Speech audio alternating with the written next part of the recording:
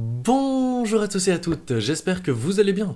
Installez-vous confortablement et aujourd'hui je vous présente différentes raisons de jouer à After Us, un jeu édité par Catch-Up Games.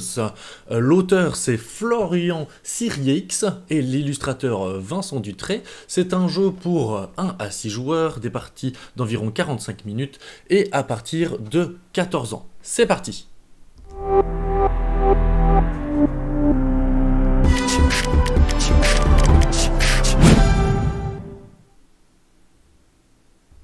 Et nous voilà dans la présentation avec tout de suite la première des raisons pour jouer à ce jeu. Eh bien ce sera ses illustrations, son univers, je crois que vous pouvez le voir ici. Mais rien que la boîte, moi c'est la première chose qui m'a attiré. Le visuel de la boîte, le visuel du jeu et l'univers un petit peu post-apocalyptique où vous allez incarner un groupe de singes qui allait essayer de conquérir un petit peu, gagner de l'intelligence, je dirais ça comme cela. Je vais vous montrer quelques illustrations que vous pouvez voir avec des petits détails un petit peu partout, mais même le dos des cartes, rien que le dos des cartes, je le trouvais magnifique et je voulais vous montrer 2-3 autres cartes, comme ça vous allez pouvoir vraiment vous imprégner de l'univers et surtout pouvoir voir ces magnifiques illustrations qui donnent, je pense, envie de jouer à ce jeu. Après, c'est à vous de me le dire dans les commentaires. Est-ce que vous aussi, c'est le genre d'illustration qui pourrait peut-être vous attirer? En tout cas, l'univers, moi, m'a énormément attiré, sachant qu'en plus, je ne vous l'ai pas dit, mais c'est un jeu avec des cartes, un jeu de deck building. Nous allons voir ça dans quelques instants. Mais d'abord, la deuxième raison qui va faire que ce jeu, vous allez peut-être vouloir y jouer, eh bien, c'est sa facilité d'installation. En effet, chaque joueur va prendre un plateau personnel, un petit deck de cartes, mais surtout, ce qui est super cool, vous voyez que toutes ces cartes-là, c'est extrêmement facile de les installer parce que vous avez un petit rappel ici là-haut. Toutes les cartes, vous les mélangez, vous les mettez face cachée, ça c'est les cartes de niveau 1 chimpanzé. Et puis ici, vous avez les cartes de niveau 2 chimpanzé, comme ça vous voyez d'autres styles de cartes. Hop, c'est pas toutes les mêmes en termes d'iconographie à l'intérieur, mais vous les mélangez et vous les placez. Et voilà, vous êtes prêt à pouvoir jouer des petits jetons, mais c'est extrêmement facile à installer. Moi, vraiment, ça nous a pris quelque chose comme même pas 5 minutes pour installer tout le jeu, et ça, l'air de rien, c'est énormément avantageux quand on veut jouer un jeu assez rapidement. Troisième raison pour y jouer, c'est sa qualité d'édition. Le matériel est d'excellente qualité, vraiment. Les cartes sont de très bonne qualité. Je ne sais pas si vous entendrez au bruit. Peut-être qu'il y a eu trop de bruit pour vous, mais vraiment il faut savoir que les cartes là, c'est vraiment une très très bonne qualité de la carte. Je peux même vous montrer ici, vous voyez, je la plie un petit peu, vous voyez un petit peu le style graphique de ces cartes-là, magnifique, mais donc il y a un petit peu un vernis, l'air de rien, ça peut paraître pas grand-chose pour vous, mais pour moi, ça veut dire beaucoup, vous savez bien, surtout parce que, eh bien, c'est important d'avoir un matériel de qualité pour pouvoir y jouer longtemps, mais c'est pas tout.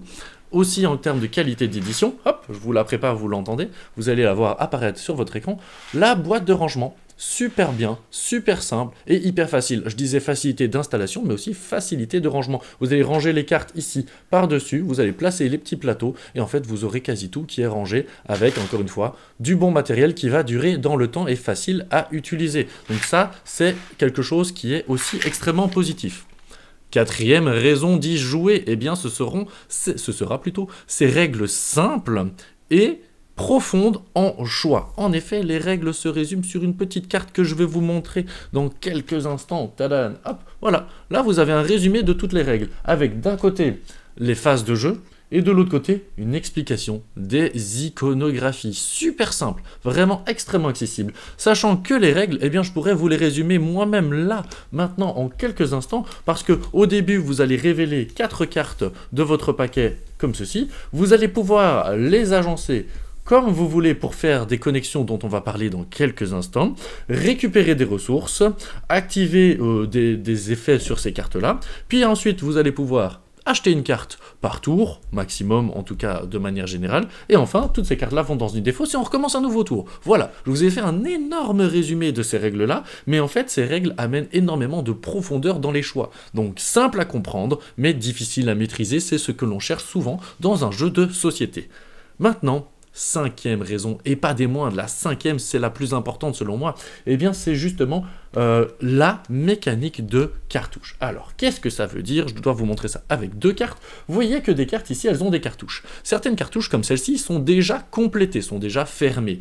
Donc, celles-ci, vous allez automatiquement les avoir. Mais d'autres cartouches, vous allez devoir les fermer en les connectant. Vous voyez, ici, je viens de connecter, et donc cette cartouche-ci vient d'être connectée avec une pile, et je pense que ça s'appelle une fleur. Donc, vous avez une cartouche. Mais d'autres cartouches aussi plus bas se sont complétées. Ce que je parlais de choix, c'est que vous allez peut-être pas avoir fait leur choix de faire ceci. Donc vous voyez que cette cartouche-ci n'est pas remplie, celle-là non plus, mais celle-là tout en bas, oui, elle vient d'être remplie. Donc juste en choisissant comment vous allez placer vos cartes, eh bien vous allez compléter différentes cartouches. Sachant que vous faites cela, non pas avec 2 cartes, mais avec 4 cartes, les fameuses 4 cartes que vous avez révélées au début de votre tour. Donc vous pouvez les bouger dans tous les sens que vous voulez pour justement essayer de faire connecter certaines cartouches et obtenir ensuite les ressources correspondantes. Et ça, c'est vraiment super sympa, parce que c'est rapide à faire. Ça prend pas hyper longtemps, mais il y a plein de petits choix qui vont vous amener à avancer dans la partie. C'est vraiment la mécanique qui est super cool dans ce jeu et qui m'a donné envie de le découvrir. Ensuite, sixième raison, eh bien, c'est la facilité d'application d'un tour. Comme je vous l'ai dit, le tour, il vous est extrêmement bien résumé ici sur la carte d'aide, mais surtout, ce que je voulais dire, c'est que chaque ligne va se résoudre de gauche à droite et de haut en bas, mais en fait, il y a aussi une manière assez logique, c'est que souvent la première ligne, c'est une ligne de ressources. Ici, en fait, vous voyez que là, je ne gagne rien, là, je vais gagner une pile, hop, je prendrai une pile, et je crois que c'est un petit fruit. Je prendrai un fruit, et ainsi de suite. Donc en fait, je résous toute la première ligne. On imagine que je l'ai fait. Hein. Donc là, j'ai fait la première ligne. Deuxième ligne, ça va parfois être une ligne où je vais gagner un peu d'intelligence. Hop, ça me ferait avancer sur le plateau de jeu. Mais c'est aussi une ligne qui va me permettre de la transformation. Vous voyez, je peux payer une fleur, et enfin, je sais pas si vous voyez très bien, mais c'est pas très grave. Une fleur et un fruit pour transformer en intelligence, en point de victoire, et gagner un point de victoire. Donc la deuxième ligne, c'est souvent ça. Et la troisième ligne, c'est souvent aussi quelque chose de similaire, ou alors avec quelques conditions. Là, si j'ai 3 singes différents, quel cas, je gagne automatiquement un point de victoire. Et donc, en fait, en réalisant ordre par ordre, ligne par ligne, eh bien, vous allez voir que tout de suite, c'est beaucoup plus facile. Je vais mettre une troisième carte pour vous faire l'exemple ici, en espérant que vous les voyez correctement.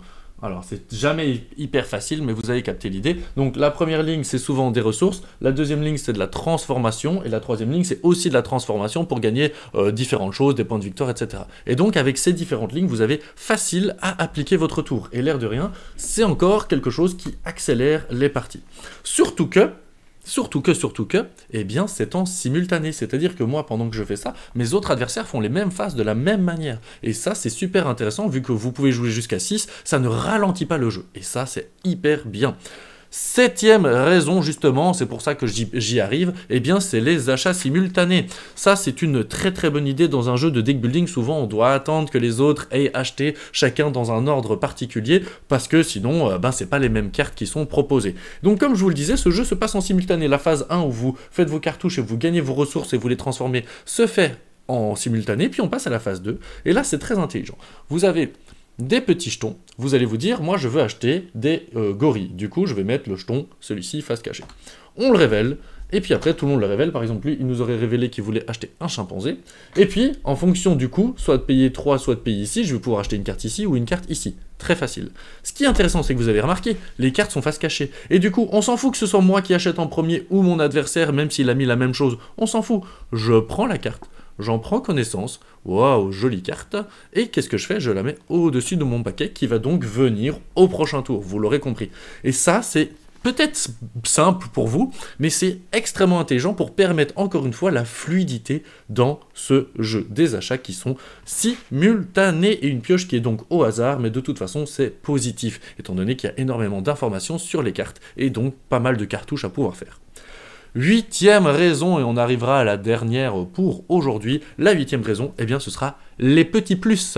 Les petits plus comme, par exemple, un système avec l'utilisation d'une ressource qui est des piles, vous permettant de piocher des cartes, de voir la première carte de votre paquet, bref, des petites actions bonus qui sont sympas et surtout qui sont différentes à chaque partie. Un autre petit plus, ce sera le fait de pouvoir copier le pouvoir obtenu lorsque vous choisissez un des petits jetons. En fait, vous avez non seulement la possibilité d'acheter une carte, mais vous gagnez un pouvoir. Celle-ci me permet de gagner 2 de rage. Celle-ci me permettrait de réactiver une cartouche et donc de regagner des ressources ou de regagner une transformation. Eh bien, moi, je pourrais payer 2 ressources pour copier le pouvoir d'un de mes voisins. Donc ça amène une légère interaction, sans pour autant que ce soit une interaction négative, étant donné que mon adversaire, eh bien, il n'a pas été embêté par ce que je viens de faire. Et dernier petit plus, eh bien, c'est la rage. Justement, c'est la petite zone de rage ici. C'est un petit plus parce que vous pouvez payer 4 de rage pour faire disparaître une de vos cartes à tout jamais. Et l'air de rien, au fur et à mesure de la partie, eh bien, vous allez avoir envie de dire au revoir à certaines cartes, notamment celle-ci, puisque ce sont les cartes de départ qui sont peut-être un peu moins puissantes que des cartes de niveau 2 qui vous apportent un peu plus d'avantages ou qui transforment de manière plus sympa. Bref, c'est ça qui fait que ce jeu, il est vraiment tout bon. Voilà, je vous ai présenté After Us en quelques minutes, en vous donnant différentes raisons d'y jouer. N'hésitez pas, vous, à me dire dans les commentaires les raisons qui font que vous auriez peut-être envie de jouer à ce jeu. Et sur ces belles paroles, il ne me reste plus qu'à vous souhaiter d'atteindre rapidement vos points de victoire. Bisous, bye bye!